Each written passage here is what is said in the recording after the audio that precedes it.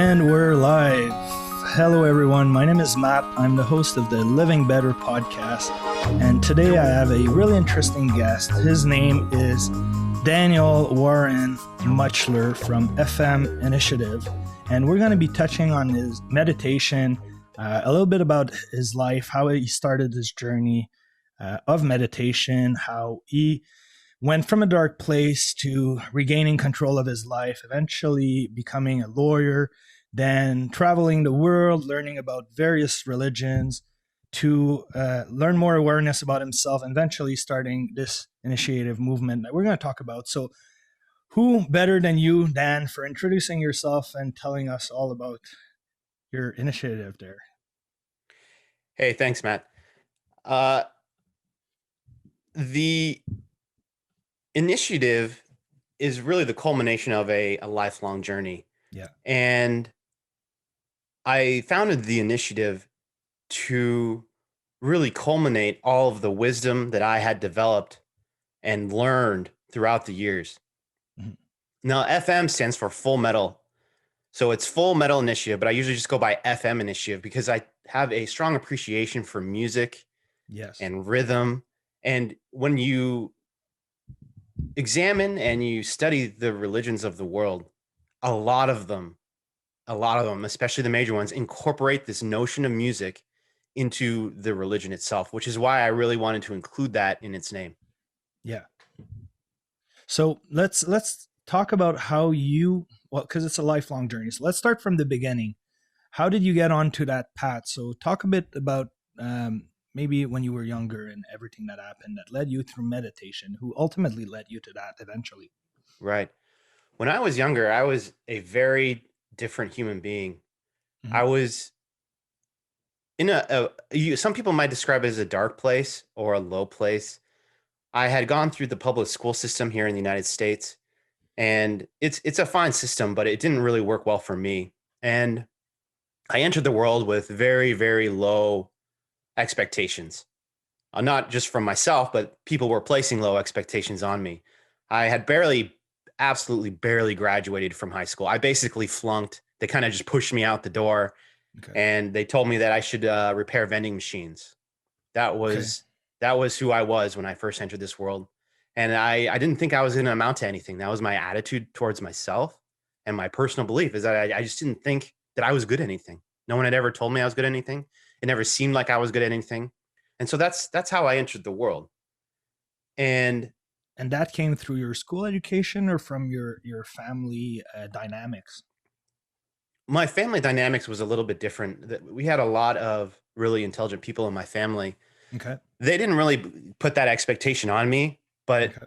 they still perceived me like that because that expectation was given to me. The public school system and my own efforts, right? It's not that I'm taking no responsibility for what happened during that time because I could have done my homework better. I could have focused more. But when you're young like that, you don't always feel like you're in control of your life. It just kind of seems like it's happening. It's just Mhm. happening.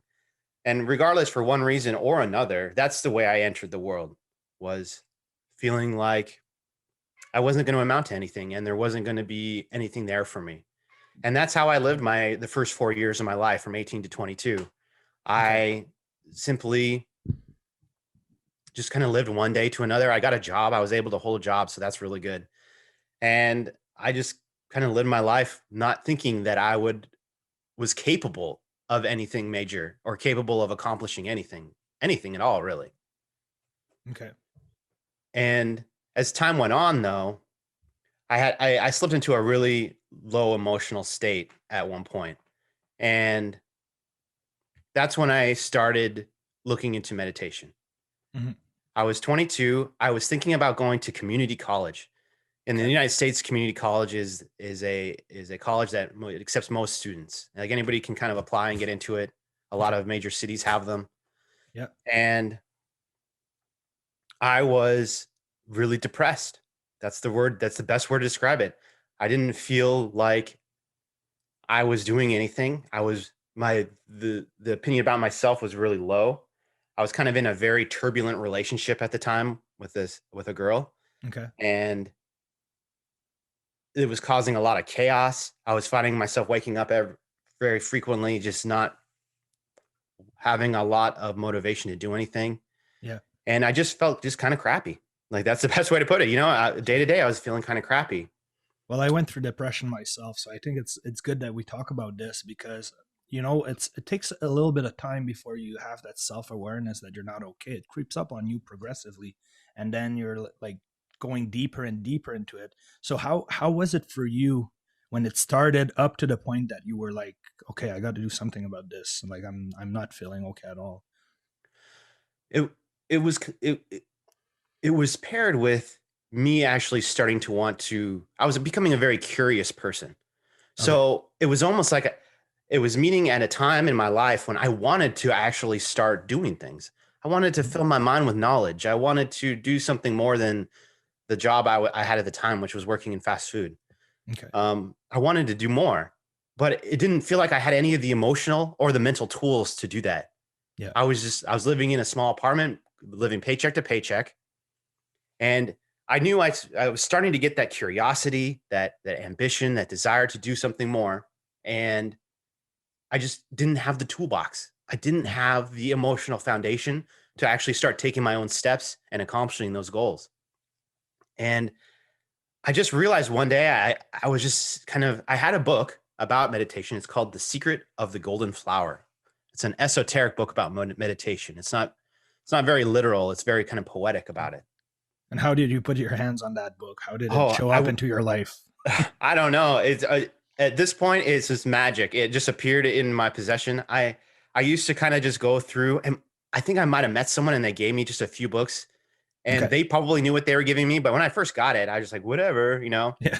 What's I wish that? I knew how I got that book because it's a very special book for me, Yeah. and I don't really recall how I got it. I just one day I remember I was like, I've been hearing about this meditation thing, and I know it helps for Mhm. people that are feeling a lot of emotions without really knowing why. And that's what Yeah. I was doing. I was feeling very, very highs and lows, and I didn't quite understand where those negative emotions were coming from. They just like any given day, I could just be doing absolutely nothing, and I'd feel crappy. Yeah. And I can so totally I remember, relate to you, so I get it. yeah, Been you there, get it. done that. So It's like, and then you get stuck in the cycle yeah. where you feel crappy, and that makes you feel even more crappy because you're Yes. just like, I feel crappy, and I You don't don't know know how what to to get do. out. Yeah, You don't know exactly. how to get out, and that makes you it kind of just like spirals down, Yeah. down, and down. Yeah, definitely. And so I was dealing with this chaotic relationship, and I was yearning for something more, but I didn't know how to get there. So I just was like, I'm gonna try meditation. I'm gonna try it. I don't know how I'm gonna do it. I don't know what it's like to meditate. I know it seems to exist, but I don't have any confirmation. You can't watch someone meditate and go, "Oh, look, I get it. That person's meditating." They just look like a person sitting there. They look like a Yeah. person sitting there, sitting in that full lotus position that you see so Yeah. often associated with And meditation. how were you drawn to that? Like, just like, I remember I went through meditation as well. I was drawn to meditation when I was in my dark depression, and it kind of just show up in my life. I started thinking about it without even noticing. I mean, why? How was it for you? Was it just the same thing? Yeah, it was just like this little tiny dot of an idea, Yeah, and I that's just what it kept was. going Yeah. back to it. Yeah, it's like Yeah. I can't really. I had heard about it here and there. I was Yeah. already kind of studying Eastern religion a little bit, Okay. and so it just kind of came in and out, and I just kind of I kind of had a day where I was still working. I was lucky enough to be able to hold a job. Some Yeah. people can't even do that, but No. I was able to hold a job. I just remember kind of coming home one day and just feeling like there's nothing left. I have to try something. I have to try some way to help get myself out of this, or Mhm, of course. yeah, or I'm never going to do it. And No, it was just this exactly. idea that floated around my mind. And when I started, I didn't know what to expect. Mhm. The book kind of gives you a little bit. The Secret of the Golden Flower gives you kind of a little bit of an inside perspective of meditation, and that definitely helped me. And it had a few techniques that I was like, okay, I guess I'll try this. Yeah. The only thing I knew how to do in order to get to a meditative state was to focus on my breathing. Mhm. I think that's great advice. If you want to sit down and try to figure out how to meditate, is to focus on your breathing. And what I did is I set 20 minutes a day for 7 days. That's what I was going to dedicate to this task. I was like, well, I'm probably not going to get it right the very first time. Yeah. So I'm going to sit here for 20 minutes and just try to, well, what can I Explore do? what it is. Yeah, You know? I'll focus Exactly. on my breath. Yeah, that's that. I was like, I don't really know what it feels like to meditate. So I'm Yeah. just going to sit here and focus on my breath for 20 Yeah. minutes. Hmm. And when you engage in that task, you're already doing about 50% meditation. If you can sit there and just use your mind and focus on your in breaths and your out breaths, and you Yeah. just let your breathing be. You don't judge your breathing. You don't try to make big breaths or short breaths. You just allow your breathing to be what it is and you focus on it. Hmm. This is partial meditation because you have devoted your mind's thoughts to one task, to one task. And when I was doing that breathing exercise, I noticed, I noticed this is probably on the second day that I started really peeling apart. When you're sitting there for 20 minutes, your mind is actually kind of racing. It And you, is. yeah, It is. and the whole point of meditation is to prevent that. But I'm Yeah. because that's the hard part when you first start meditating is you're not supposed to be thinking about meditation, but No.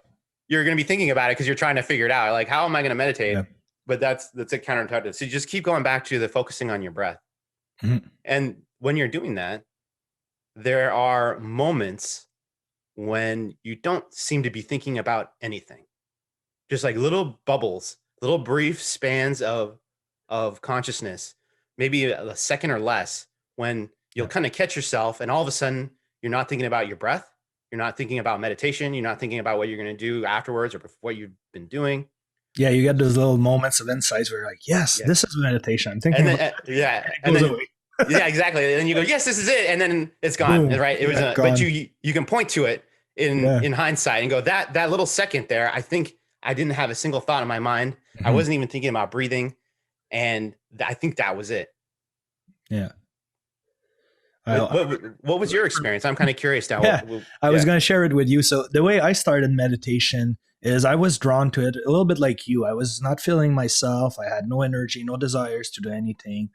That was after my dad committed suicide, and there was a lot of other wow, factors in my wow, life that I was struggling with that were just like that was like the cherry on the sundae. Like after my dad committed suicide, with everything else that was already ongoing, that wasn't too positive. It crumbled, right? So I was pulled off work and I was home, and obviously it made it hard on my relationship because my wife didn't know how to deal with it. She had no idea what to do to make me feel better or to right, help me go through this, but she would just notice that I'm not myself.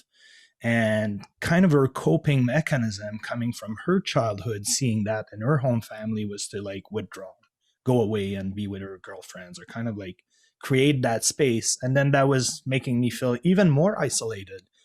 And at some point I was like, I hit rock bottom when I was like, I have to do something about it, because there was days I had suicidal thoughts, and that's right, part of the depression. Like your brain is not balanced properly, so you have all those thoughts and everything. And yeah, I'm like, yeah, and because my dad committed suicide and he was in a depression, I kind of realized, okay, like I'm not going to do the same. Like I have to do something about this. And that's what killed my dad. So I wanted to overcome that challenge. And in a way, it got me closer to understanding what he went through. And I have a lot more sympathy for people now that are depressed or going through yeah, depression. yeah. Because when you are in that bucket of emotions, Yeah. it's hard to see out of that bucket. No, You sink you into don't. it, You're, and it's not really rational or logical. no. It's just like, this is what I'm feeling right now, and it's impacting my entire perceptions of reality. Yeah. It's influencing my attitudes about myself and how I feel, and it Yeah. can be very difficult to crawl your way out. Yeah, no, definitely. And I think that the way out is to first notice you're not okay and accept it. And I had a big ego. I come from a military background, so I'm a veteran, ex-Canadian Forces military. And it's hard to just accept you're not doing okay. You don't want to feel that way. And that's part of the struggle. You're not okay. You don't want to feel that way, but you cannot get out of it. And every day it's just a loop, and it keeps on going. 1 week, 2 weeks, 1 month, Yeah, 2 months, 3 months, 4 months, keeps going. And you're like, when is this gonna end? So what I did is I was drawn to meditation a little bit like yourself. It was an idea. I'm like, I got to try different things. And Probably so from talking to my psychologist as well. She's giving me ideas like do physical activity, do this, do that. Maybe you could try meditation. Maybe I think that's when I had that conversation that sparked the idea. So what I did is I bought this headband. It's called Muse. So it's a headband that goes on your head and there's sensors on it. And you can get it on Amazon. And I'm a big advocate of it because I really love that little tool. And what it does is it connects to your phone. And there's an app and it charts all your brain waves. So there's 3 zones. There's like calm, normal, and the other one is like agitated or something. So Wow, that sounds incredible. I've never even heard of that. yeah, and it's great because you have 3 brain wavelengths, and it's like beta, and alpha or something. And to be in that meditative zone, I think you have to be in the theta brainwave. Like this is more scientific than I can really explain it right now. But yeah, so tracks that. Sorry, and what it does is with your like headphones, it plays the sound. You can pick a sound of the ocean or a sandstorm or the rain or something. So when you get into that zone of you start thinking and your head starts racing, let's say it's the weather you're playing, the weather will accentuate and like a storm. So you know you're getting out of that meditative zone you want to stay in. So then by focusing on your breathing, then it gives you instant feedback of how good you're doing. So then the weather will come back down. So if like it's raining, it'll stop eventually and you'll hear birds. Now you know you're in the perfect zone. Now the struggle with that was that every time I would hear the birds, I would be like, yes, I'd think about the birds. Then I'd go back into the rain part of the feedback that gives you through your ears. But eventually it really teaches you to focus on your breathing. And the more you do it and you let go of your thoughts, then the weather calms down and then you get into hearing the birds. And eventually the birds become subtle and it's kind of like a background noise. You don't even hear it anymore because you're so deeply going into that zone and that everything around fades, even what you hear. So it taught me really to appreciate meditation, and it got me to be in that zone. And then you can chart it after about 20 minutes. You look at your phone and it'll say, okay, you were 6 minutes in the calm zone, 10 minutes in the storm, and you were like, whatever, 1 or 2 minutes normal. So yeah, eventually you see the switch. So you start off with your mind being really racy and you're like in the calm zone, like 10 seconds. Really, you're like never calm it's at there all. and gone. Yeah. And then it switches progressively that you are more in the calm zone. So you know you're doing it great. But if you stop the meditation practice and you resume it like a month after, boom, it shifts back. So this kind of indicates that it's something you have to keep up and not something that's a one-time fix that you're going to do it, you're going to get to that zone, you're fixed for life, everything's good. No, it doesn't work that way. That sounds like an incredible tool. I'm going to have to look that up. Yeah, so it's Muse. It's Muse, and Okay. I'll put links in this podcast for people to where they can buy it on Amazon. But there's like 3 Muse. There's the first one, first generation, the second one, and the Muse S. But they all do the same thing, and I think the first one would be cheap right now, probably. It's funny the way the application informs you of those states. You can, once you get good at it, you almost already know what state you're in when you first sit down and start meditating. And I wanted to throw in something. If you're going to start practicing meditation, you are one of the chief pieces of advice that helped me is that you are going to have thoughts when you are meditating. The goal is kind of to put those thoughts at ease and find these little pockets of a thoughtless area. And you kind of hold on to those, but you're going to have thoughts even when you are a master at meditation. And if you're going to become better and better at meditation, you have to just learn that these thoughts are normal and natural. Even though you're heading towards a place where they're not as prevalent, these thoughts are going to come into your mind. You're going to be calm, and then a new thought's going to come in. And sometimes that thought is going to mean nothing. And sometimes it's incredible thought. Like it's a thought that was just sitting in your subconscious and you needed to witness that thought. And sometimes it's just arbitrary. It's just like, oh, I'm going to have dinner later, and it's like that broke your string of mindlessness. Right. And all of a sudden you're thinking about dinner, but you can't get all worked up about that. It's part of the process. It's part of meditating is being with your thoughts and then being with the calm and the silence. Yeah. And speaking of that, I think that's an important point to bring on for the audience. So I did a podcast on mindfulness, and meditation is actually the opposite of mindfulness.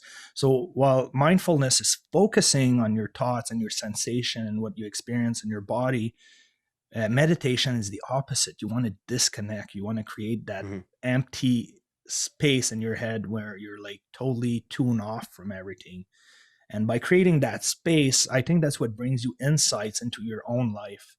I remember for me, it just got me to be a lot less reactive about life in general and everything that Yeah. was happening. Yeah. I was Yeah. so much calmer. I could I would react like to a really lessened degree to events that would usually trigger me. And I was like, wow, this is amazing. Like things that used to bother me don't anymore. And it feels so great. Empowering. Yeah. Yeah. When you go through a situation at work or in a relationship Yeah. where, it's a tantamount to spilled milk, just a little mistake someone made. And you can recall when you behaved a way before meditation, and then you meditated that day or the day before, and then there's just no reaction. You don't care. You handle the problem. You clean up the milk and you move on with your life. It's not this big emotional event. It just becomes just something that happens. I have that exact same confirmatory experience of that. That's exactly what happened to me too, is that you start not reacting and you start responding a lot more. Yeah. And what I really like noticed about it is that if I stop doing it for a little while, I become more reactive again. It's like I'm losing the benefits of it. And this is why it's so important to keep at it and keep some time in your daily routine. Like if you can only take 5 minutes, that will be so beneficial, or 10 minutes. You don't need to do an hour every day. And I think the important part is to be able to incorporate it in your life day to day. Even if it's only 5 minutes. I mean, just take that 5 minutes, be consistent. If you're learning how to meditate, you need to dedicate probably 20 minutes for about 7 days in a row. Like it's gonna be a little bit of a chore, but we've already given you what to do. You can get the application Muse. Yeah. What will happen is that you'll be sitting there and you'll be trying to focus on your thought or on your breathing, and there'll just be little blips of thoughtlessness. And then once you do that, you just focus on making them last longer. And it's almost like a little muscle in the brain that you develop, because I'll slip into that thoughtless mind, and then I'll kind of like grab it with a part of my mind. Like I'll just be like, stay here, stay here, stay here. And then I forget, and a new thought comes in and I let it sit there. And sometimes I get distracted for 5 minutes, and then I bring it back to my breathing, bring it back to that thoughtless mind. Yeah. And you know what? I've read studies, and there's actually scientific evidence that the fight or flight center, which is the amygdala, which is part in the middle of your brain that goes into override and creates all sort of reaction when you're in a stressful environment, it disconnects that part from the rest of your brain. So the connection that used to be there, if you meditate a lot, they'll become smaller, and there's going to be less connection with your actual brain, which is in today's society where everything is stressful, but you're not getting attacked by lions and you're not like running around surviving for your life every day. Your brain doesn't know that. So we get triggered by like traffic or stupid shit, and it makes you go into fight or flight mode, and you start freaking out because of that amygdala that fires up so strongly. And meditation, that's why you're less reactive, because those connections actually decreases by meditating. And I thought that was it was one of the Harvard studies, and it was really like interesting to read into it and see how it does that. So there's some scientific evidence, and it's not just like it's just bullshit here. Like it's true, because when you experience meditation, a lot of the benefits internal. And you can't just like show it to somebody. You can't go look, but you know it yourself. And a skeptic, it's kind of funny, because it's like people that are skeptical of meditation, almost all of them have never tried to meditate, and they haven't done meditation. So that's why they're skeptical. And so they need all this scientific proof. And it's sort of like tantamount to like trying to find scientific proof to what an apple tastes like. Yeah. Like the flavor of an apple. It's like, let's go find all the scientific proof on what the flavor of an apple is. And it's like, well, why don't you just take a bite of the apple? Yeah, taste the apple. You'll know what it is right away. And you'll know exactly what the flavor is. You don't need to go talk to a bunch of scientists. Such a valid point, Dan. Yeah. That's such a valid point. Seriously. So let's go back a bit to your life. So you start meditating. You're in that darker spot in your life. Yeah. And what happens? What happens next? So I started meditating, And I was telling you about this chaotic relationship I had, Yeah. and that non-reactivity that immediately started to be integrated into my lifestyle on the days that I did meditate. And if when you meditate for 20 minutes, and if you can find those thoughtless moments, that can carry you for about a day or two. You'll feel Yep. the calmness for about a day or Mhm. two, and if you keep it up, it'll kind of compound. It builds up on itself. Yeah. I've noticed. Totally agree And with you. yeah, so if you can meditate for an hour, that'll last you maybe 3 days. And if you meditate for an hour every day, then you're going to be very, very non-reactive. And Yeah. so this girl that she was in my life, she was very chaotic, and I just stopped responding to or reacting to a lot of the sort of emotional cues that she was throwing at me. Yeah. And I started focusing on my school. Like I was ready to focus on my school now. I wasn't so entrenched in these heavy emotions, these emotions that were almost like mud to me, where Yeah. I could barely even get through the day. And all of a sudden I was becoming much, much less reactive. Yeah. I started focusing on school. Like a year later, I had a different girlfriend, and it was a completely different spot in my life. But Yeah. my primary focus was schooling, was school, and I finally got through community college. I had gotten C's and D's and F's in high school, and in community college, I got A's and B's. That's And crazy. and What it's a definitely total part of it. change of your life. Total change, total Yeah. change. I remember the first time my very first class I took was one of the most difficult things I've done in my entire life. Mhm. That I took 2 classes that first semester, and I had never done well in school, and so that was an incredibly difficult undertaking for me. It was Yeah. very difficult. I remember having to just force myself. It felt like I was forcing myself to sit in front of a computer and do my homework, or pick up Okay. that textbook and do my homework. It felt like I was overcoming something very, very difficult. And later in life, it was easy. Oh, it's time to do homework. Okay, no problem. But back then, man, it was just like a huge undertaking. And if meditation definitely helped me get through those emotional hurdles. Yeah. No, it's crazy, and it allows so much more space and calmness within your own mind. I think society nowadays is so constantly stimulated, and we're like always seeking to be stimulated, that when you have that moment of peace and quietness, you kind of like freak out. And that was my experience. The first time I sat there trying to meditate, I was like, this is so hard to do. Like It's it was, hard. I Oh, think it I is hard. started with 5 minutes, and my head was racing. I'm like, how can I not calm myself down for 5 minutes? It's because we're constantly seeking like what's the next thing. What we got our phones that are always ringing and Yeah. notifications and blings, and we're always looking out for something. And when it's about creating space and quietness, people don't know how to do that anymore. They totally forgot how it is and how beneficial it is to bring back that balance into their life. Yeah, and I definitely recommend if you think for one reason or another that 20 minutes is too much, do 5 minutes. If you Yeah, think 5 minutes is too much, do 2 minutes. Like start whatever you somewhere. Yeah. start somewhere, and if it's just if you can only think that you can sit down in a quiet place for 1 minute with your thoughts, then do that too. It's better Mhm. to just do at least something. Yeah. You read a Buddhist book and 20 minutes is like they like why aren't you doing like 120 minutes? And it's like, geez, 120 minutes, that's way too much. They meditate for like all day almost, Yeah, from the yeah, sunrise to like the sunset, and they're like sitting there, and it yeah. must be so hard to do. Yeah, yeah. So you say 20 minutes, and they're like, "Wow, that's way too little."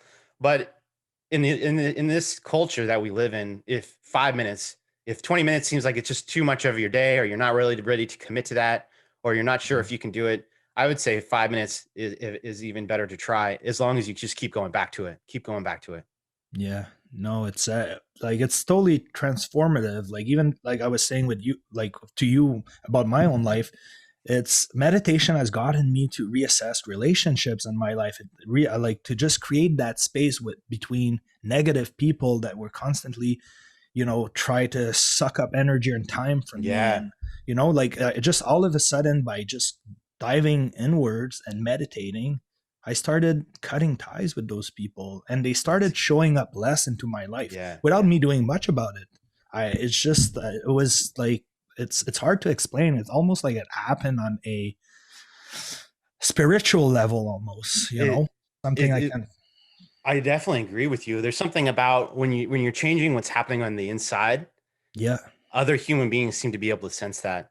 And The they'll be attracted to you if you Yeah, connect or resonate on the same vibrations. But if you were right. not compatible, like you said with your ex-girlfriend, for me it was other people in my life. They just disappeared. They don't Hmm. want to be around you anymore because you either elevated your vibration or you're not on the same level anymore.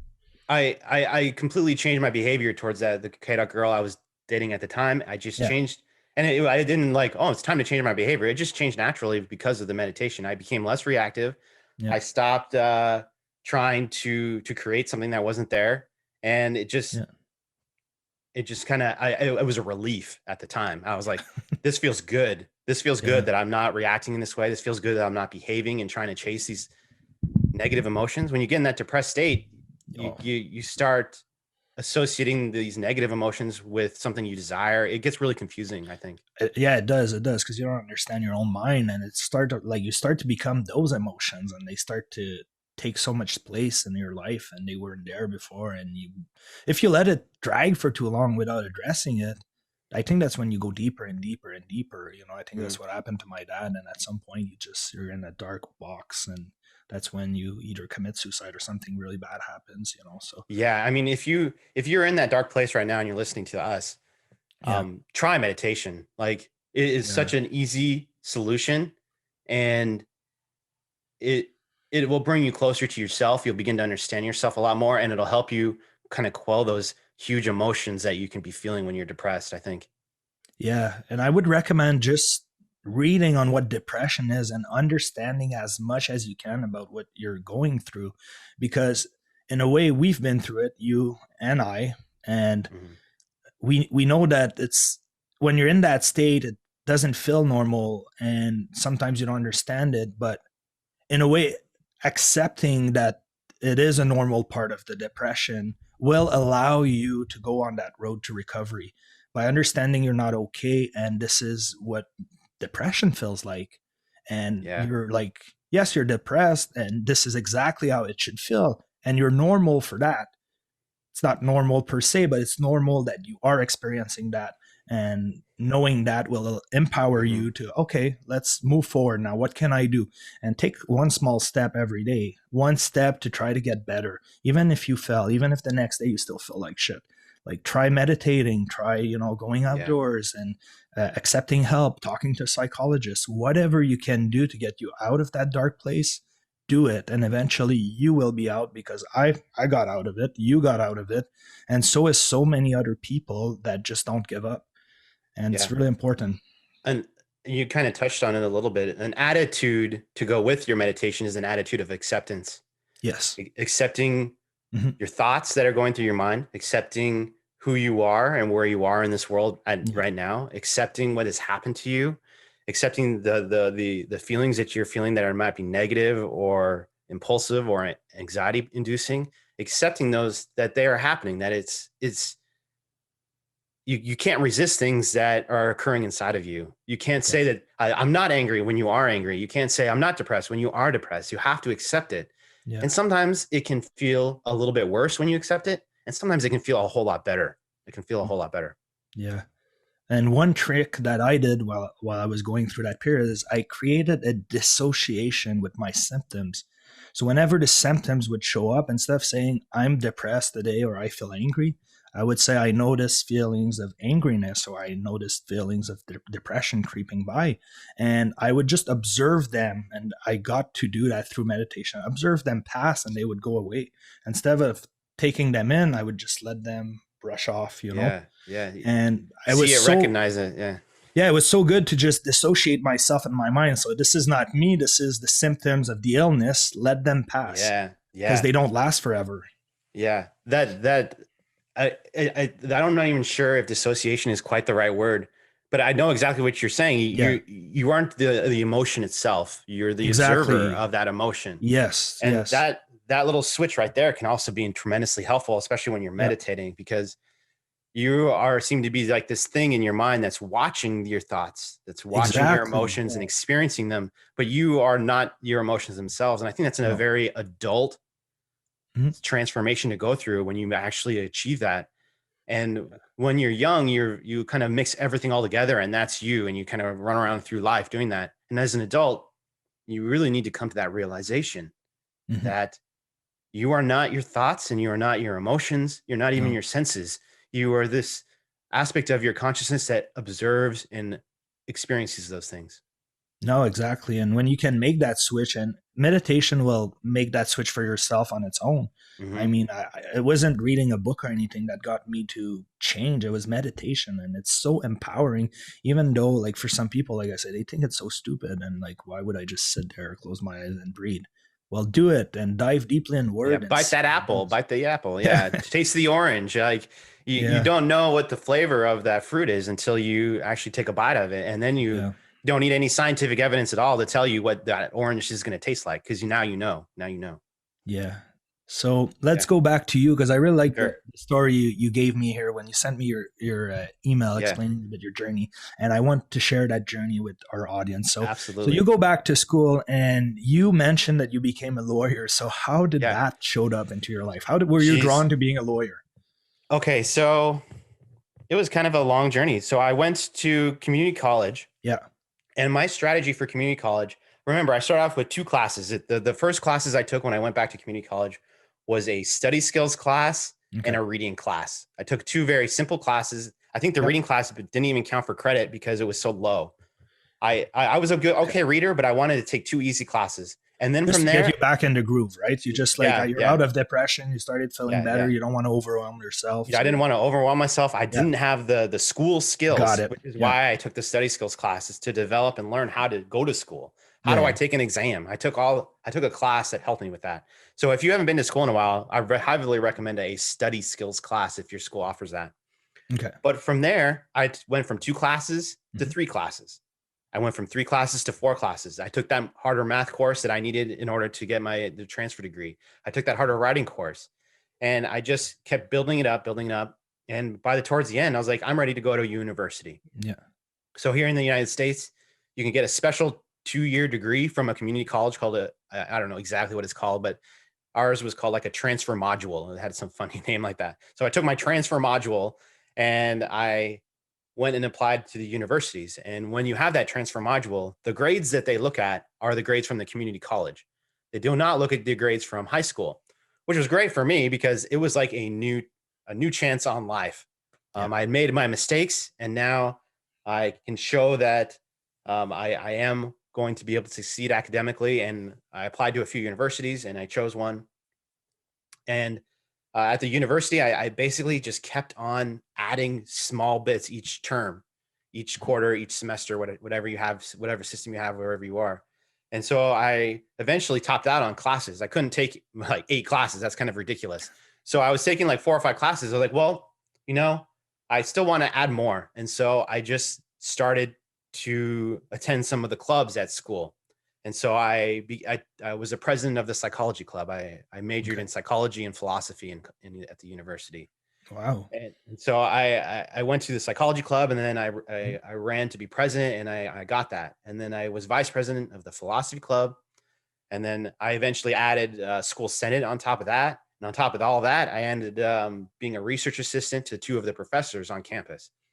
So by Okay. the end, I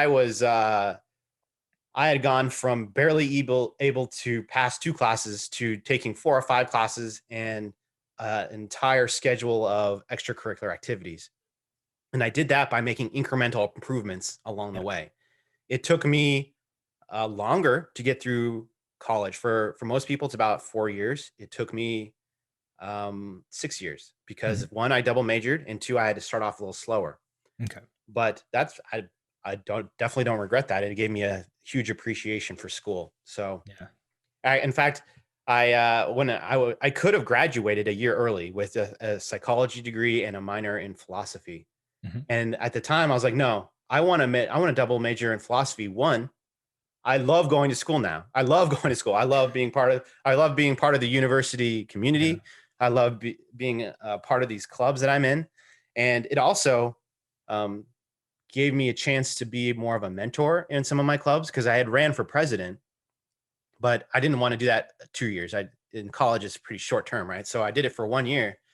But since I stayed an extra year, I was able to stay at that club and just be an advisor role. Or, so I just kind of hung out and I let which was a great experience for me because you really learn that what I call Omega leadership. And Okay. Omega leadership in brief is when you are a leader and you're working with other leaders. Okay. That's what Omega leadership means to me. And so that's my first taste of that. And it's a different attitude when you go from being a president of an organization to being more of an advisor. You don't get to just lead the charge. You have to sit there and accept the new president and let them run the show. And if they need help, then they can come to you. And it was great. It was great. Okay. And well, to answer my question, how did you how were you led to the path of being a lawyer, and what kind of lawyer did you become? So academically, I knew earlier on about the year that I did my last year of undergrad. I knew that I wanted to go on to more academics because I enjoyed the atmosphere. I loved learning, and it was clear to me at that point. I felt supercharged. Every year I had gotten better and better and better. And it's like, wow, look at what I've become simply because one, I was meditating. That definitely helped. Two, I was focusing on my work and getting it done and getting through it all. Yeah. And I had a friend of mine, and he was also a philosophy major. Okay. And we would hang out frequently. I met him actually at my minimum wage job, and he was kind of with me through this entire journey. Wow. And we would hang out and we would engage in philosophical discourse where you talk about ideas, and it's very normal to disagree with each other. That's kind of how I would describe discourse, where you kind of, it's almost like a scrimmage or a duel, where it's not entirely to win or lose. It's more about how you're learning how to talk about ideas. Yeah. So we would frequently take positions and we would just argue. That's what we did for fun. Like we would just sit there, play video games sometimes. Yeah. We'd talk about something that was happening in the world, and we'd each take a stance and we just kind of discuss it and talk about it and try to poke holes in each other's arguments and say, well, this is how you're wrong. This is how I'm wrong. And it definitely opened up. Yeah, it struck something in you. You're like, I like doing this. I like doing this. And he went on to law school. And so that was, it had never even crossed my mind. I thought I was going to go into psychology at the time. Well, and of I course, still kind of have the way you're talking, that's like what you were really drawn to, expanding awareness, psychology, the clubs you were in. Right. Yeah. Right. And I really do still appreciate psychology. I don't think I would have changed anything, but I got told that my friend, I think one day he's like, you'd probably be really good in law school too. And that was the first time anyone had ever mentioned those words to me ever. And I remember I was like, wow, you really think that I'd be good in law school? I was like, oh yeah, dude, you got all the necessary things. You got a background in psychology. You got a background in philosophy. I think you're going to do great. And it's strange when someone gives you an encouragement like that, because you never thought about yourself in that way. And someone kind of gave that to you. And I try to incorporate that when I teach people and when I work with other people or I coach people. I remember that even like the smallest amount of encouragement can make you see yourself in a different light. It can make you see yourself in a different light. And no one in my family's a lawyer. I wasn't hanging around lawyers. I didn't know anything about any of that. Like, so when he said that, I just kind of it was like a little bit of a firework, it was just like pop. Yeah. And I'm just like, oh, I didn't ever even thought I would be capable of doing that. And then you have to build up that confidence, because law school, man, that is a scary idea. It's not going to be easy. It's not easy for sure. It's not easy. And you have to take an entrance exam. That's really nerve wracking. To get accepted to a university, you have to take this exam called the LSAT. And the LSAT is basically a puzzle, like a bunch of logic puzzles, a book of logic puzzles and reading comprehension. They just want to make sure that you can read and write and you'll be able to think about the abstract ideas correctly. Yeah. But I spent like an entire summer studying for that exam. And it's so funny because I started, I took a practice exam and I got a score. And I spent all summer working on that exam, trying to figure it out how it worked. It's a very difficult exam to get better at, because it's always just different, and it's trying to measure your skills rather than your knowledge. So it's really difficult to get better at it. And I did all this practice, and I eventually took the exam, and I got the exact same score as my very first practice exam, which means it's a great exam. It really doesn't measure what's going on inside you, but it was very difficult and very stressful. Yeah. And I wasn't going to hang around. Sometimes people take that exam 5 times trying to get a better score. Sometimes people want the absolute best score. I didn't get the absolute best score. I got a good enough score to get into a school. And if you're thinking about law school, I would do the same thing. As long as you can get a score high enough to get in, I would apply to a range of schools that are above at your level and below your level with that Mhm. score. Yeah. And it was a very exciting time for me because I love school and I was ready to learn more. And Yeah. I applied to the schools I wanted to. I chose the one, and I went to law school. Yeah, Wow. So you complete all of that, you become a lawyer, and like, did you start practicing after? I did. Yeah. I Okay. practiced for. I did several. I was on track to become an attorney throughout the entire of my schooling. Yeah. I did internships. I did. I had jobs at firms, Yeah. and I did a lot of extracurricular activities in law school also to build up my resume. Yeah. And what were you drawn to? Criminal lawyer, prosecution? But What by was the it? time I was fascinated with a lot of subjects, and I'm fascinated with a lot of Yeah, subjects in general. for But sure. by the end, I was actually doing property Okay. law. Okay. So things like boundary disputes and Okay. lease agreements and things like Yeah. that. So by the end, that's what I was working in. I Okay. was at a firm. I was starting my own practice. Hmm. I had a few mentors, Yeah. and it's kind of a story that is both sad and glorifying at the same time, Hmm. because I think a lot of people in this culture are like, "Oh, you were destined to become so successful," and I was. I I had passed the bar exam, which is the exam you need to take in order to practice as a lawyer. Yeah. I took that Yeah. in 2 states. That means I took the exam twice. It's a Okay. highly difficult. Yeah. No, it's really hard to pass. Yeah, it's really Yeah. hard to pass. You have to Yeah. study for 2 months, approximately 8 to 12 hours a day. Yeah. No, it's Every day you get one day off a week, and that's your schedule for 2 months. It's highly yeah. it's It's like the ultimate test. it's highly testing of your emotional state Hmm. because you're not doing anything fun. You, you're 3 weeks in, and the next 5 weeks are going to be all studying, and you're incredibly stressed because you don't want to fail the exam, No, and you're putting in exactly. all this work, which makes you even more stressed that you don't want to fail the exam. Yeah. So it was a very trying time for me. Yeah. I did end up passing, and I started my own practice. Wow. And Congrats. That's awesome. yeah, Yeah. it was quite the achievement, and I'm Yeah. glad I did it. And I practiced for about a year or two, Hmm. um, and then it kind of, in some interpretations, you might say things didn't go well, and Okay. some interpretations you might say things got better. Yeah. Um, I was an attorney. I was going to work every day, and it was a combination of me wondering what else I could do in the world. Yeah. What if I could figure out a way to make a more positive difference Yeah. rather than helping two neighbors with their boundary disputes and things like that? Yeah. And, it seems like you were on a path to like becoming something, not knowing really how the journey was gonna be, but you were Mhm. searching for that, right? Yeah. And Yeah. it was, I mean, there was a lot going on that period that I'm not even sure I can comfortably share. It was just, there was a lot of, it was very tumultuous time.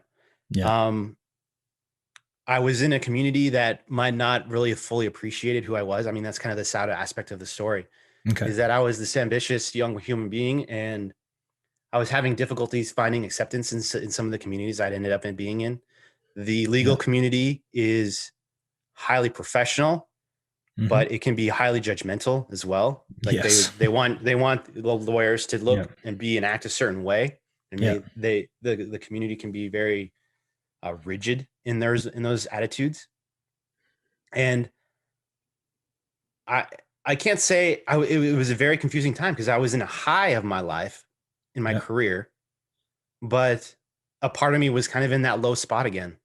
Yeah. Admittedly, Yeah. it was happening on both fronts. It was kind of like I was really I had achieved so much, and all achieved a lot of the things I had set out to do. But I looked like 5 years into the future, Yeah. and I was like, man, is there something else I could do with my life? Yeah. Is this really the best way for me? And that's the way I felt. It's kind of Yeah. and even as I talk about it, I'm very comfortable with where I'm at right now. Hmm. But thinking about it back then, it was a very confusing time for me. It really Yeah. was.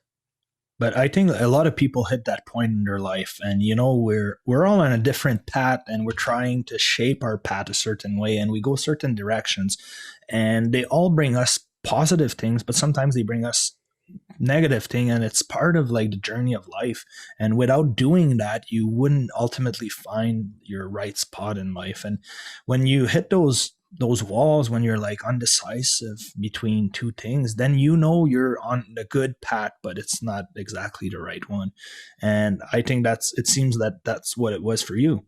Yeah, You yeah, were at a good spot, but you were at a bad spot at the same time. And you're like, yeah, okay, yeah, this is not totally in line with how I see my life going for the next 5, 10, 20 years, you know? yeah, yeah. And then I think it can be, even in hindsight, it can be difficult for someone to really understand that, because people think of Yeah. like being a doctor or a lawyer as like the pinnacle of like of careers, but you get there and you kind of just don't feel like, like the money might be coming in, but the emotional aspect of it doesn't seem right. It Yeah. didn't seem like, and I was also just intensely curious about a lot of subjects that I had never followed up on. Yeah. And I was intensely curious about the world outside my little bubble Hmm. and what was going on, and what was happening. So what ended up happening is, quite suddenly, I decided to move to San Francisco, Hmm. which I did not have. I wasn't licensed to practice. Okay. I needed to spend a year thinking about some things and exploring and figuring out what Yeah. was going on.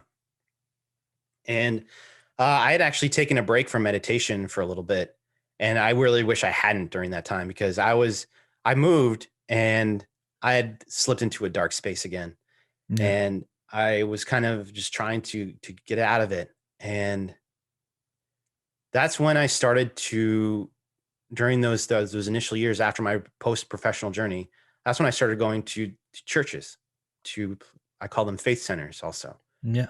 So I started going to churches of various denominations, including the classic denominations within Christianity, Yeah. as well as Buddhism and Hinduism, a little bit of Islam. Yeah. And I just began experiencing those cultures. Mhm. And that was incredibly eye opening for me.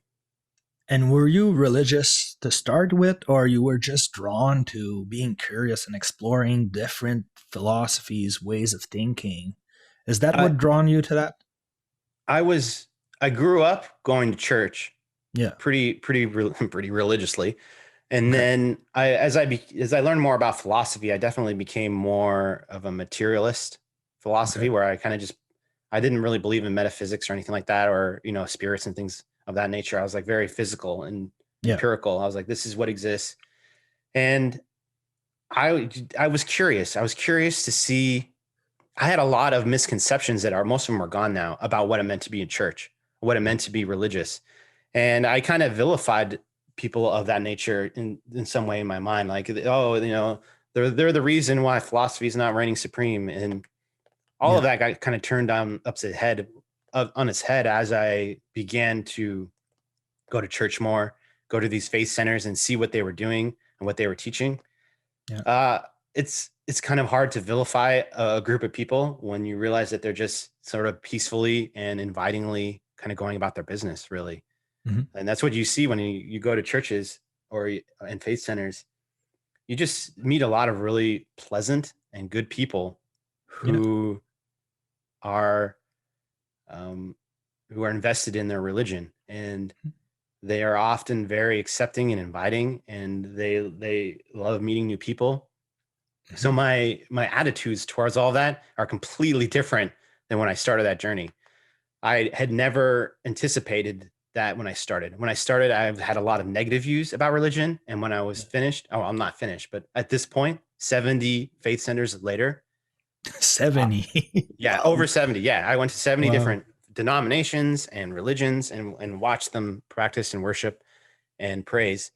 And I completely changed my view on that. And Hmm. now it's like almost the opposite. It's like, well, you guys are not the problem in our society. Obviously, you're just trying to be good people, and some of you are succeeding. Like succeeding at being a good person. Yeah. And so you're a lawyer, you're searching a little bit for yourself again. You're hitting that Mhm. wall when you're undecisive about the future, and you start going to those centers.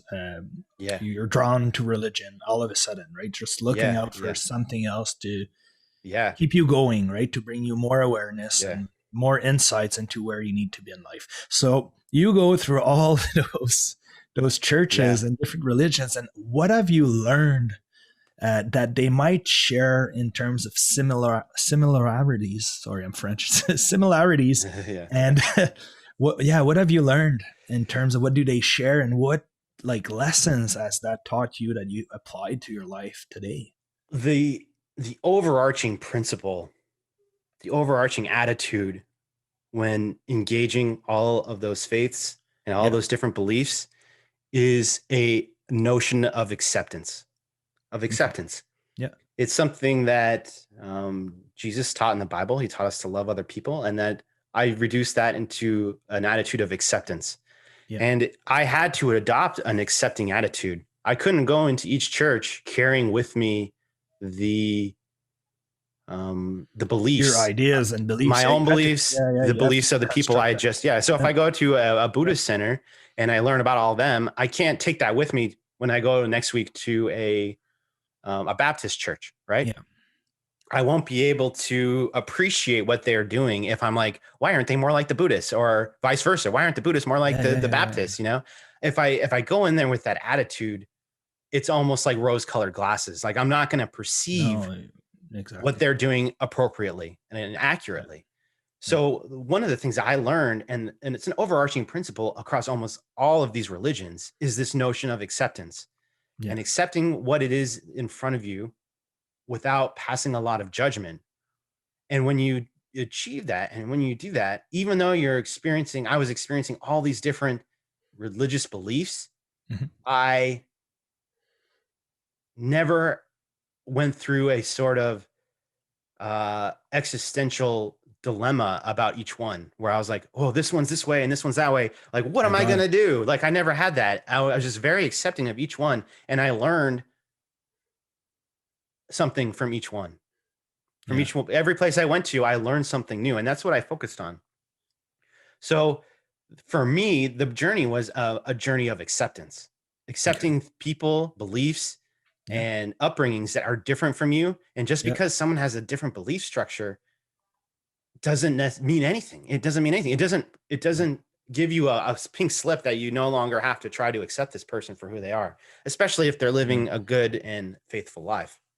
Yeah, and I think that's such a valid lesson in life because we all come with different beliefs and ideas, and when you're too stuck in your own ways, you're missing out on so much in life by not having that awareness, by not putting all those beliefs and ideas aside.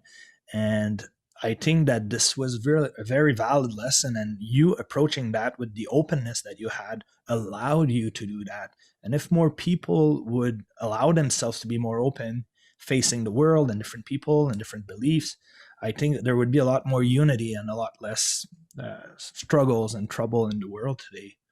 Yeah, yeah, and um, it's unfortunate that like one of the things that's a little unfortunate is people end up staying with that dogma their entire lives, and Yeah. it's only unfortunate. I appreciate their determination and their dedication, Hmm. but you miss out on that exercise of acceptance. You miss out on that Exactly. exercise of acceptance, and No, just because definitely. it's funny because like one religion will have different beliefs, Hmm. but it'll kind of produce in that little container of beliefs that's kind of applying Yeah. pressure in various parts of your life. You'll almost produce a very similar human being, right? Even Yeah. though the beliefs are just a little different, the human being that comes out of those beliefs, that blooms from those beliefs, Yeah. is very similar, right? You Yeah. have a human being of peace. You have a human Hmm. being that is enthusiastic about life Yeah. and their faith, and they become very similar. So it's kind of ironic in the end Yeah. when you have all these people kind of arguing and kind of digging in their heels. What It's like beliefs the best and what yeah, what believes the religion is best, the but best. And you guys are very similar on the inside, very similar on the yeah. inside. Wow. So this is what it has taught you Hmm. from being curious and going to all those various religious So so on churches. Yeah. my journey, I lived in San Francisco. I Yeah. lived in Seattle. That's where I went to law school, in Seattle. I lived in Las Vegas. I lived in Miami for a little bit. I've lived 4 years in Los Angeles, and of course, various cities in Oregon too. So, So you became um, really curious and you started moving around as mhm. to search yourself a bit more, or what was the idea of moving the around so much? I needed. it's almost like I had an education Curiosity? in books. Yeah. I had a strong education in books. I'd read so Okay. many books, read Yeah. these textbooks, took these Hmm. exams. I had learned about the world through books. But it's almost like that analogy earlier with the orange. Oh, It's so you, different once you taste it, right? And so that's what I was kind of craving. I had read all about this orange, yeah. about life, about people, but I really wanted to further my education and my understanding, which is different than education.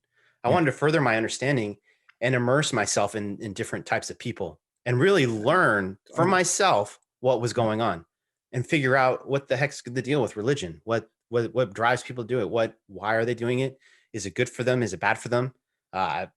Most of the time it's good for them. Yeah. There's a few churches I went to that were kind of troubling in one way or Okay. another. But other than that, the by and large, 99.9% were on the right track. They have great human beings living there.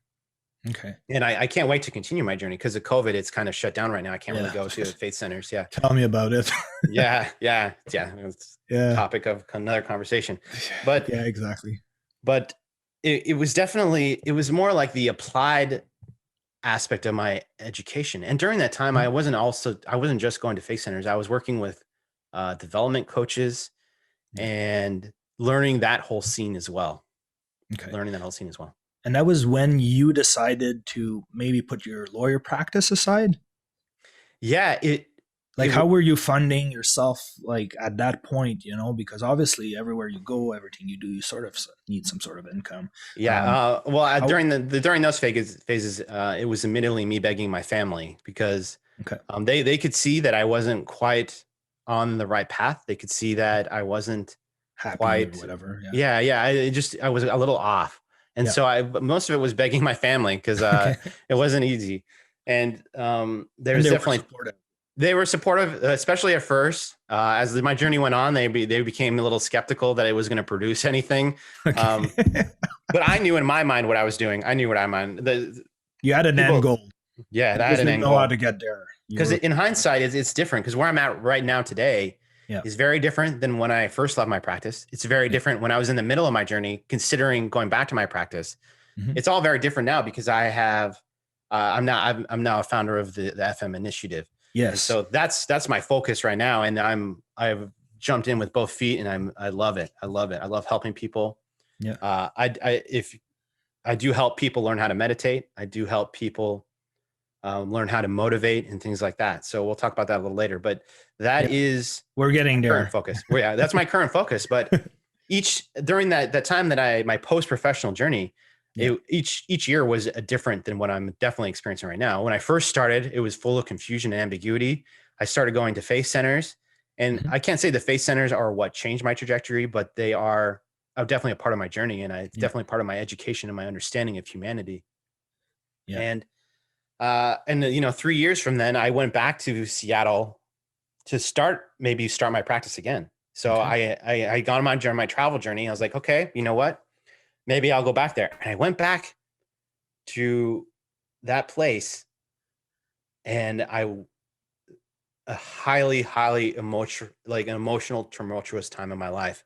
Mhm. I'm not afraid to say it. Like, I was there for 8 months, and that's when I realized what I really wanted to do. And it wasn't to go back into practicing law, which is a fine profession. There's a lot of great people in law. And if that's something you want to pursue, I definitely recommend it, Yeah. especially going to law school. I don't regret doing that at all. But it was a heavily emotional time. It wasn't a depression emotion. It was sort of like it was sort of like, oh man, how would I describe it? Like a becoming, a transition, a metamorphosis, if you will, Yeah. Yeah. which it's not necessarily like these heavy, terrible emotions, but it is a very emotional experience. Mhm. I think I broke down and to tears a few times because Okay. I realized that my old life was gone. I realized my old life was gone. The vision I had for myself of becoming an attorney was no longer going to be what I was going to do, and that brought me to tears. Was it scary? It was kind of scary. It was kind Yeah. of it was just it felt like a part my old life was gone, and I had to mourn what that life would have been like. Yeah. And And so it felt very much like a metamorphosis. Like okay. it wasn't a depression. It was like me transitioning from one thing to another. And during that time, I was going to the faith centers in the area, but I was in Seattle for 8 months, and I was like, I love Seattle. The city's great, by the way. I Yeah. love Seattle. If you haven't been to Seattle, it's a really cool city. But that's not my focus. It was like, am I going to do this? Am I going to go back to my practice? And the answer was no. And it kind of made me sad, and it kind of made me excited. And that's when I really started taking steps to create the FM initiative. Okay. And you mentioned in the places you've traveled to, you spent a month deep in the Peruvian Amazon jungle. Amazon jungle, How, yeah. yeah, how was that? Like, how did you ended Yeah. up there, and what have you learned from Man, it? what an adventure that was. Yeah, When it looks like crazy adventure for that sure. that was probably in the major turning point when I Yeah. realized that I probably wasn't going to go back to law. Okay. And I keep having to say this, like the legal profession is great. If that's what you want to do, you should do it. It just wasn't for me. And I was deep in the Amazon jungle.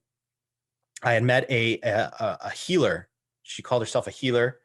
And But how did you ended up there? Like, what happened? You're just so like, let's go there. I'm yeah, going to so the I was Amazon in jungle. I was in San Francisco, and I was Yeah. exploring different communities. Okay. And in San Francisco, there is an undercurrent of sort of self-development healing. There's Yeah. they like to talk about crystals. They like to talk about energy and Yeah. Reiki and Okay. things like Yeah. that. So if I said that, Reiki. Yeah. Yeah. And so they're very much about alternative healing there. There's like an Mhm. undercurrent culture there. And Okay. part of my curiosity and as well as part of me kind of exploring the world around me, I got involved in that community because I was curious. There's always a philosophical skepticism that comes with me when I look at this behavior. I'm like, these people seem to think that they're engaging in healing, but they don't seem to have a background in psychology. So are they achieving it? Are they doing Yeah. it? What's going on? The answer is yes, they are achieving it, but it's different. It's very different. Yeah. So I became immersed in That's this so community. interesting. Yeah. Yeah, yeah. I mean, that's a whole nother topic on Of alternative course. healing. But yeah, Yeah.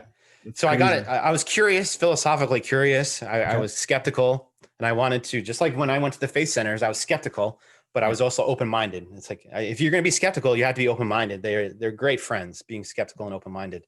Yeah. And so I just began to take on that accepting attitude, that observing attitude. And I immersed myself in that culture. Yeah. And some of it's a little bit woo. That's what it's kind of like, woo, woo, woo, kind of like this over dramatic way of speaking. Like, it's all about, Mercury retrograde coming into our lives. And it's just kind of like this over the top kind of language. But Mhm. at the base of it, there's definitely something interesting going on there. So I met this woman, and she called herself a healer. Okay. And she wrote an email. Somehow she collected my email address. I don't remember, but I had met her. And she said, if you feel the calling to go to the Amazon jungle, then you should consider it immediately, or something along those lines. And it Yeah. was all about the calling. And I was like, do I have a calling to go to the Amazon jungle? And I was like, Just yeah, putting that in your head. yeah, I do have a calling now that you mention it. Yeah.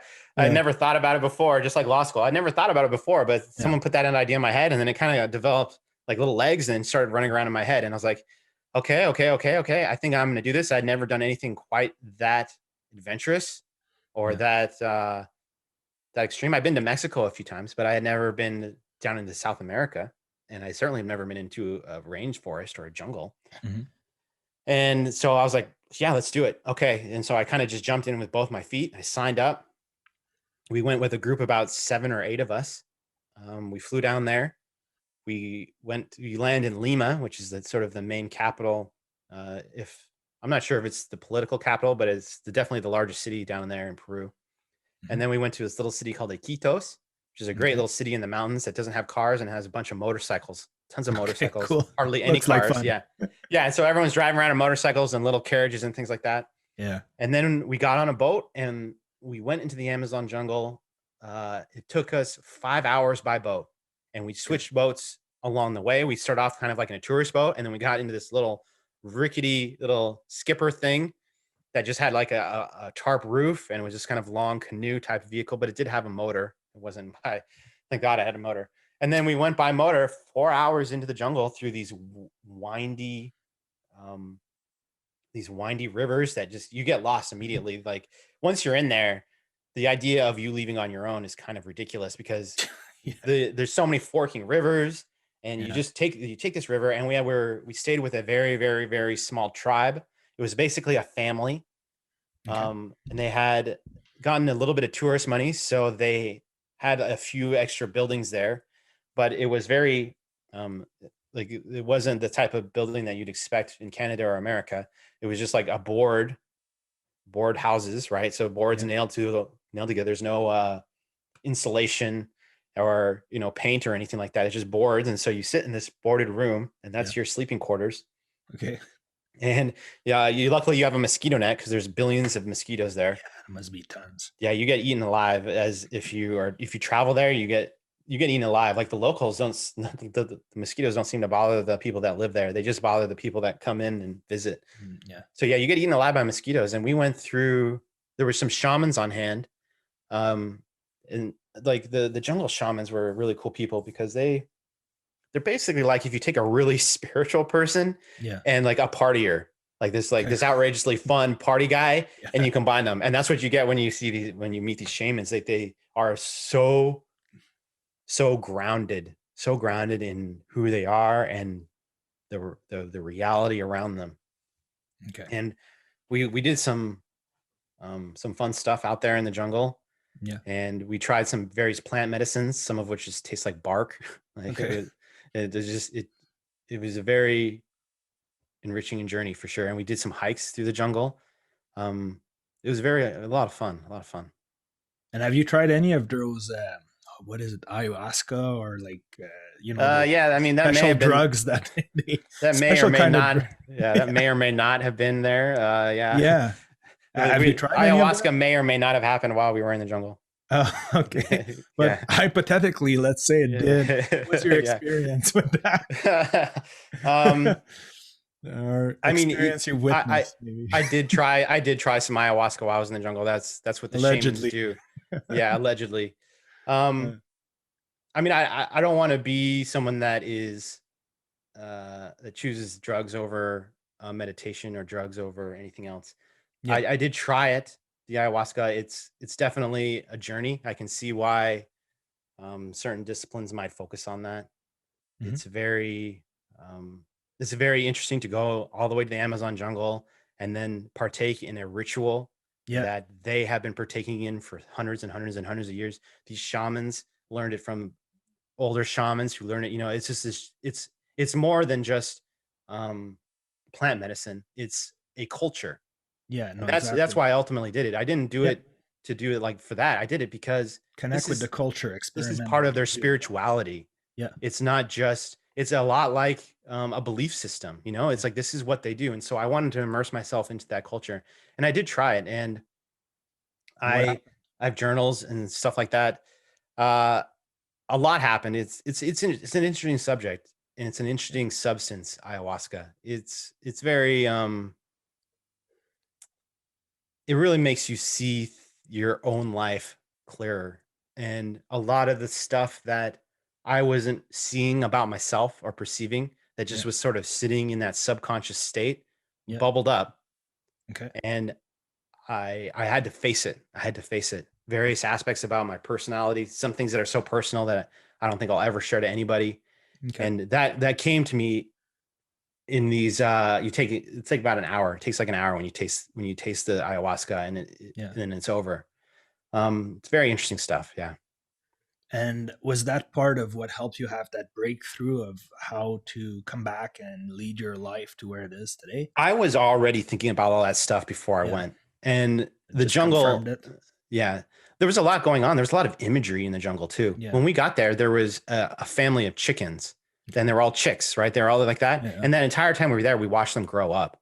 So we were surrounded by all this imagery as well. And we were going through, we were doing meditations during the day. We were doing a lot of sharing during the day. Yeah. We would all get together and talk about our lives and the problems that we're going through.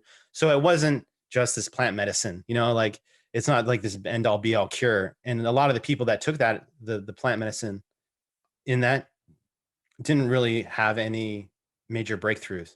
I certainly had a few. Yep. And I'm glad I got immersed in the culture. I'm glad I experienced what spirituality was like for shamans back then. It definitely And was a turning point, and I definitely built momentum in my new direction rather than my old direction, for sure, for sure. yeah. And in exploring those different religions and the places you've been and attending ceremonies and stuff, have you witnessed anything? Because you were really planted in the physical world. Have you witnessed anything or seen anything that was kind of like unexplainable from the current reality of the physical Yeah. world that we live in? Um, Did you or did you not? I've always been fascinated with the paranormal, so let me start Yes. with there. And then I became fascinated with philosophy, which is sort of trying to explain things that are unexplainable. Yeah. I I definitely experienced a few things that were confusing, but when you're skeptical, if you're properly skeptical of something, you never fully adopt it. So even if I encounter something that's unknown, I immediately file it under unknown. It's Yeah. like I don't get this, and that becomes the philosophy about it. This is my understanding of it is that I don't understand it, I guess you could say. Yeah. Yeah. So For sure. I guess you I could share a story or something. yeah, I yearn for more experiences that I can't explain, that I can't Yeah. fully explain. I have Mhm. a head full of science and philosophy, and I want more things that I cannot explain. Yeah. Occasionally, I experience things like synchronicities that are Okay. difficult to explain. If we had to file that of things that I have difficulty explaining, Yeah. sometimes certain things in my life that seem like they are coincidences all happen kind of strangely, right, all at once, Yeah. and it kind of goes like, whoa, what is that coming from? Is that a communication from maybe God, Yeah. maybe A higher some sort of self, like a a higher higher, self, a higher form, a higher better being? world. Yeah. Yeah, an alternative dimension, something like Yeah, that. exactly. So you can see, even when I'm encountering something I can't fully explain, I still have a very open mind and try to explain it and try to figure it out, Yeah. for And sure. what's your take on that On in what terms exactly? On on that? synchronicity? Yeah, yeah, synchronicity that you've experienced. What's your take on that? Yeah. What do you believe? Well, I kind of like when I think about topics like that, I adopt more than one position. Okay. I I maybe that's because I went to so many different faith centers. It's easy for me to just go, I believe this, and I believe this, and I believe this, and I believe this. And even if Yeah. they don't all kind of agree, they all kind of sit in harmony with each Okay. other. Yeah. And so part of me thinks that synchronicity is a phenomena in human perception, which means our perception is an aspect of our mind that applies meaning into the world. Hmm. And so when we see the clock at a certain time, and just then our friend calls, and then just then on the TV, Yeah. they know it's like Oh a yeah. psychological like message all of a sudden, like, wow, that was all happened at once. How did Yeah. that So you happen? think about somebody and boom, they're calling you or Yeah, out of yeah. And nowhere. it Yeah. can almost seem weird. It's like, God, is Yeah. God stalking me right now? Like this, is there a We've all higher being? experienced that, I believe. Yeah. Yeah, yeah. And so part of me, the psychological and the philosophical aspect of me is like, that's just a sort of flaw in human perception. We're out Yeah. here applying meaning to the world. Perception is a topic I talk about in my program a lot in Yes. the FM initiative. That's one of the Yeah. reasons why it's called an initiative, is because I dive into that topic of perception, which Mhm. can be really fascinating. Yeah. But and the other aspect of me is I'm also in tune with this idea that there there is a godlike being, I guess. There is a spiritual aspect outside of us. There is a world outside of us that's not Mhm. fully explained. In a lot of ways, we're like bacteria in a petri dish when it Yeah. comes to our understanding of the external world. There's so much more going on than we fully understand. We get a few things that we're on a planet circling the sun, yada yada, but there's Yeah. still so much that we don't get, and we frequently discount all that stuff we don't understand. Yeah. No, I totally So agree. I kind of believe both at the same time. I believe this idea that there could be a greater consciousness that's communicating to us for one Yeah. reason or another. And I also believe that it could just be a figment of our perception. It could Yeah. be just something that when you have an active perception and you're applying a lot of meaning into the world, that is just part of it. That's just part of it. Yeah, no, I totally agree with you that there's a lot we don't know, and not knowing it doesn't mean that it's not there. And it, like, just for instance, take magnets, right? You take magnets, you put them together, they stick together. How is that possible? Well, it just is. It's something Yeah. that magnets do, and you reverse them, they don't stick together. doesn't work, but it looks like magic, right? And it's Yeah, almost yeah, like they're floating. But there's other laws, like even if we talk about quantum physics and stuff like that, which really expands on so much more than what we know right now. It doesn't mean that it's not there, it doesn't exist, or there's no other alternative reality or whatever, just because we don't know about it. um, yeah. like you said, being curious and just having that awareness and openness to other things will bring you to places you don't think you could ever be or Yeah. go to, you know. One of the things that's helped me a lot is just if you're really skeptical about the world and Yeah. what people are telling you, you should balance it with well being and open minded as Hmm. well. Yeah. It goes both ways. Like you can't just as much as you can't accept someone's beliefs or ideas or positions, you can't reject them either No. easily. You have to keep them both operating at the same time. And that attitude really, one, it puts me at ease because now it's so easy for me to just accept different perspectives without getting all emotional about it. Like someone comes at me with brand new beliefs, I'm more interested in learning what their beliefs are rather than like trying to compare them to what I believe some sort of ideal is. Yeah, no, exactly. That's I think that so many people get stuck into trying to imposing their belief and being right into what they're trying to say, than to just sit back and be okay. Well, this is what I think, but there's other ways to think, and let's Mm-hmm. see Yeah. how like everybody brings something to the table, right? So that's a very valid point. And now we talk about how you started this initiative. Today, you're teaching, you're helping people, you're Yeah. bringing Yeah. like Full Metal, and you're talking about conceptual art and everything all integrated into what you're doing. So let's expand on that, and if you could explain a little bit how you put all of that together and you help people today.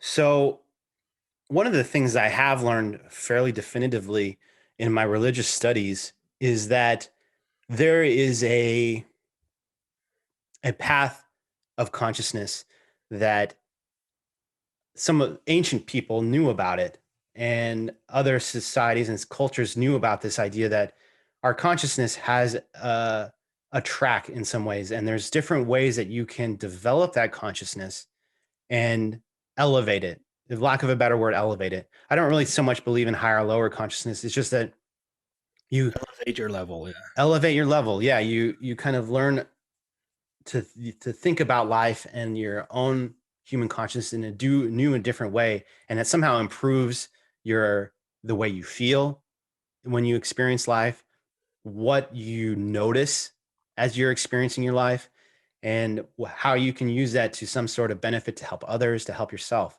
Mhm. And that's what really started it, is what does it mean to raise your consciousness? What does it mean to be to go along that path? Yeah. And I learned that there is definitely what things that we can focus on. And I noticed that we as a culture are kind of stuck in this power. We're very obsessed with this notions of power, and we're trying to learn um, aspects of love and acceptance. We're trying to learn that. That's where we are right now. We are immersed in power systems Mhm. and systems of government that are designed to control us, and people make money and generate money in order to increase their own power in the world, and we're trying to transition more to an acceptance and love based consciousness, Yeah. and it's somewhere in the middle. It's not the bottom of the consciousness scale, and it's not the top, and that's kind of where we're at. But how do we keep moving forward, even if you're a lucky enough human being and you understand the concepts of love and acceptance? What's beyond that? And I came to the conclusion that what is beyond that is a notion of expression. And then Okay. followed by that is notions of perception. And so along my journey, I started expressing myself a lot more. When I was more philosophical and scientifical and in college, I didn't express myself much at all. I posted pictures of myself at events and things like that, and I made posts. But this is when I started to make art, and I started to really express myself on a full level. And all of my thoughts, all of my attitudes, I wanted to share them. I wanted to somehow communicate them to the external world. And sometimes nobody listened, and sometimes a lot of people listened. And I just Mhm. started to generate this art. And In when I what did form? that, Was it painting, drawing? uh, How were I- you doing I'm actually not a very good drawer. I never really had a lot of artistic talent growing it? up. Okay. And so I started off just using visual or electronic media Okay. So I would basically draw with the computer, right? So I would Yeah. open up like Paint Shop. I think I started with just Paint Shop, or not Paint Shop, uh, just Paint, Microsoft Paint. Yeah. Like I Yeah. open The that up really and basic program. yeah, really basic. Or I'd take an Yeah. image and I'd write a message on it, some sort of Okay. philosophical quote. So it Yeah. started off very innocent and easy. It wasn't like this. I wasn't like painting grand paintings. I was doing what I could do to express myself. And since I had very little artistic talent to start, um, I just sort of did what I could, which meant just very simple, realistic drawings. I Mhm. would frequently take a photo and put like a caption on it, a Yeah. funny quote, or something interesting I thought about along my journey. Okay. And this is what started it. And I then began to develop a a new way of perceiving, I guess. The perceptual aspects of my consciousness began to change as I began to express myself more. And I found my mind placing more meaning on things like symbolism and forms Mhm. and things like that. And I kind of realized that this notion that our consciousness can be expanded and it can make a huge difference in our life was real. It was real. And Okay. that's the foundation of the FM initiative, is that through expression and perception and the principles of acceptance, I underwent a fundamental transformation on the inside. And then I was like, well, I need to figure out if I can help anyone else move along in their journey, if I can Yeah. help anyone else move along their path. And I knew I had techniques that I developed throughout my entire life. When I started out struggling and not a a high school dropout, Yep. and I was nothing, and I had developed techniques to help me grow until the point that I was able to pass the bar exam. Mhm. And so I wanted to include those in my initiative, and I wanted to Yeah. really start reaching out and helping people that might be ready to take their lives to somewhere else, but they just don't have that initial idea that they need in their mind to really head in that direction. Wow. So you put it all together, and how long you've been doing this now? Well, I've been preparing it for since the Amazon jungle, so five Yeah. years. 5 years. My Okay. faith journey was part of that, learning how to. Yeah. It's hard for me to teach acceptance if I haven't gone out in the world and practiced it. No, And what better exactly. way to practice acceptance than going to different faiths of all Yep. these different beliefs? Mhm. And so I needed to go undergo some personal transformation before I felt comfortable in teaching it. Yeah. And so I needed to undergo a transformation of the heart. I had Yeah. to undergo a transformation of my expression, and I had to undergo a transformation of my perception. Yeah. And that was the personal investment that I did on myself. Mhm. And my family at the time just thought I was, basically going out and partying. But in Yeah. reality, I was very gross focused. I was making Yeah. tons of art, and I was really trying to breach a certain barrier from one aspect of my life to another. Yeah, you were starting to have that idea of where you were heading, and you were wanted to explore and put it all together and acquire the necessary tools so that you can Yeah. teach it properly, right? Yeah, exactly. Exactly. Mhm. Teach it properly. And I had taken a coaching program that taught me how to make my own coaching program. Yeah. And this is what happened is I kind of wrote it down and looked at it and I said, this is not valuable enough. I Yeah. need to figure out a way to make a program that is so valuable that it will, I can stand by it. I can stand by it. And Yeah. that's why I started integrating conceptual art into my program, because I wanted something unique and I wanted Yeah. something that could really reach people on more levels than just audio or just reading. Yeah. So the conceptual art really gets you in that perceptual center of your Mhm. mind and really helps you develop advanced concepts of perception. Oh, this is amazing. So you created that program. Now is it up for people Oh to yeah. contact you and work with it? Is it like well, you were mentioning seminars, so are you teaching it through like a PowerPoint? How is it that people can The access that program with the you? program is now finished. It's years and years of personal work and external work to create a product, Yeah. and it is finished. It's a 90-day program Okay. where you almost every day you receive a piece of conceptual art that goes right into your perceptual aspects Yeah. of your mind, Yeah. as well as various points of wisdom. Hmm. And you get receive one-on-one time with me, Okay. where I help you with all that experience that I've developed over these years. I help Yeah. you If you're struggling with motivation, if you're struggling or interested in meditation, I help other people and leaders Mhm. to work on that. And my own life, since I've worked on these concepts, I become more at ease with myself. And that's really hugely important. Yeah. And in some ways, my financial life has been improving too. So the program is done and it is ready to people are experiencing it now. And I highly recommend it. I stand by it 110% For with sure. everything that my life's gone through. And Yeah. This is the your reason, life's work. You've put it together and now yeah. you're offering it to people. And I call it the full metal intensive 90-day leadership seminar.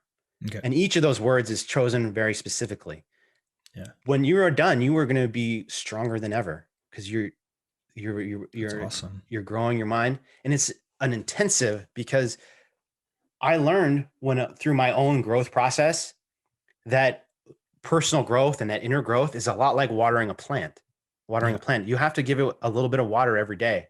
Yes, But if you definitely. give yourself that water and that food, that nutrition that you need, and these are metaphors, right? These are Yeah. perceptual metaphors. I'm talking in terms of allegory. Yeah. Another thing I teach in the program. But when you give yourself that sustenance in that food, it takes time. It takes time Yeah. to create that transformation on your own. And No, that's why definitely. it's 90 days. And I meet with you every other week and we work through your issues, whether you're starting a business, whether you want to learn how to meditate, whether you want to start feeling better on the inside so that you Yeah. can accomplish the goals that you want to accomplish. I help those people, I help leaders, and the program is definitely done and it is ready for you or for anybody. Yeah, that's awesome. This is really great. So it's a coaching program to help Mhm. people achieve a sense of like higher self a little bit to help them push forward in their life and probably get unstuck at the certain various points that they're at, right? Through what you've learned with your own life. Which this seems like a good idea time to invite people. If what you've been listening to and you reach this point in the audio in the Yeah, podcast and you are wondering how can I learn how to meditate? How can yeah, I learn how to go from these low states mhm, to accomplishing my goals? yeah, You can definitely email me at fminitiative@outlook.com mhm, and I'll talk to you. Also, we can set up an appointment and see where you're at. My program is not for anyone. That is also why I call it an intensive. So I like to do a bit of, I like to establish that this program is for you. yeah, It's just make sure that you're ready yeah, for your transformation. I yeah. call it fueling your bloom. Are you ready to fuel your bloom? Are you ready Yes, to take things to the next mhm, level? And so of if you course. feel, I have to make sure that you're ready to do that because it is an intensive. It's not time intensive. It is a transformation that's intensive. And It's the we need, commitment, right? You need to it's be the commitment. committed Yeah. to wanting to change because otherwise anything you'll ever try in life you'll fail. Like if Yeah. you're not committing to growing, then you'll remain the same. And if you remain the same, then you're not heading anywhere. Yeah. Yeah. Thank you, Matt. Yeah. Yeah. And that's the entire, that's, so I learned so many things that you can't learn anywhere else. I No, read of course. hidden wisdom from ancient books. I've read wisdom from books, obscure books that most people you can't even find in bookstores. And I just was like, man, how can I teach this stuff? How can I get this information out into the public? And this is what I developed. This is what I came up with. Wow, awesome. Well, congrats. Seriously, you've been on an interesting journey. Like Yeah. your life's Thank you. amazing, and I mean, I'm fascinated by it, and definitely there's different ways to achieve what you achieved, and I believe that your program would be something that people should look into if they're really stuck or they're at a point in their life when they're ready to make a change. Which, like I said, commitment. Yeah. If they're committed to changing, then you're one extra tool in their toolbox, Right. and Yeah. yeah, so they would email you at fminitiative@outlook.com. Is that what you said? Yeah. FM, that's FM Yeah, initiative. And you can look up the word initiative yeah, at outlook.com. Yeah. yeah, perfect. And that's the best way to get in touch with you if they want to Yeah. dive into this and they like the Yeah. podcast today and they resonate with who you are as a person. Maybe my website will be done by the time you publish this, and so Yeah. I'll get that to you. Okay. My website for the program is completely finished, Okay. but the advertising website is still in development. Wow. Wow. Okay. All right. Well, yeah, send it my ways. And if you don't have it ready by the time I publish this podcast, I'll just add it Cool. later Thanks, man. on I appreciate for that. people to reach. So, Yeah. if you had one last thing that you wanted to share with the audience that they could take into their life today, to improve it, just one tip, one piece I, of I'd, s- wisdom. I'd say let's get back to the topic of meditation. That's how we Yeah. started. Yeah. And you won't know what meditation is until you try it. You can sit there and read all the research manuals. You can do scientific research on meditation, but you won't know what that is for you until you sit there and try to figure it out. And Yeah. it can be very unnerving to try to figure out how to meditate because you don't know. There's a big unknown. You don't know if you're going to be doing it right. And it's very difficult for someone else to teach you. I can teach you, and it sounds like Matt can teach you. Yeah. But when you're trying to figure it out yourself, you just don't know what that meditative experience is. That's okay. That's okay. Sit down, focus on your breath, and wait for those moments of thoughtlessness. And they'll come because you're focusing on your breath, and wait for those moments. And when those come, remember what that feels like, and then just keep trying to get back there and get back there. And when you do that, there's something almost magical, mystical about that. It's crazy. Its effects are difficult to measure on the outside, but easy Yeah. to understand on the inside. And when you Mhm. start focusing on those thoughtless minds and sitting there and enjoying that, you will change the way you feel, the way you think, and the Yeah. way you behave in the world. And people will start treating you differently as a result. Mhm. Yeah, exactly. Like we were sharing earlier, you can't explain it. You have to experience it, and you'll totally come back to us and be like, "Yes, I know what you meant, Dan and Matt." Like, wow, thank you so much. So, Dan, thanks for being part of this podcast. Seriously, it's been a long but worth conversation, and like Yeah, everything yeah. you shared. Thank you from the bottom of my heart. I mean, this is great stuff for the audience, and they'll totally enjoy this podcast as I I did really, myself.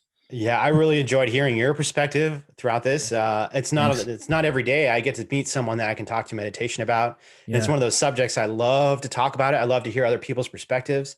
yeah, A topic like meditation, you almost yearn for confirmatory experiences, someone yeah. else experiencing, and what was that experience like, and you go, "Oh wow, that's exactly like my experience. I must be on the right track," and that feels really incredible. Yeah. Well, thank you so much. Seriously, Thank you. it's been a pleasure to have you on the Living Better podcast. So until Yeah, next time, people, thank you so much and thank you. bye.